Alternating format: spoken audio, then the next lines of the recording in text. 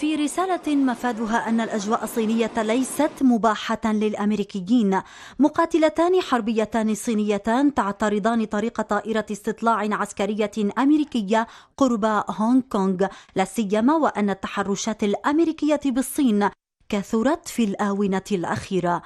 مسؤولون أمريكيون ادعوا أن الطائرة الأمريكية كانت بعيدة عن المجال الجوي الصيني، ما يشير بحسب محللين بأن المسؤولين الأمريكيين لا يقولون الحقائق كما هي، خاصة بعد إبحار إحدى السفن الأمريكية في بحر الصين الأسبوع الماضي في أول تحد من نوعه لبكين في الممر المائي الاستراتيجي.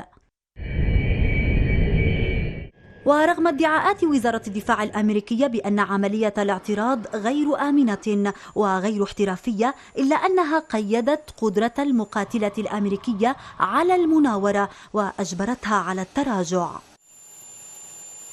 يبدو أن تحدي الصين سياسة بدأت تخط معالمها الإدارة الأمريكية الجديدة، توتر يرسمه الجيش الأمريكي بأمر من القيادة السياسية. فالولايات المتحدة والتي تدعي وجودها في بحر الصين قلقة من تهديد صواريخ كوريا الديمقراطية كما تدعي، وإنما وجودها لمواجهة الصين في عقر دارها، إلا أن الصين لا تبدو غافلة عن تلك المخططات الأمريكية.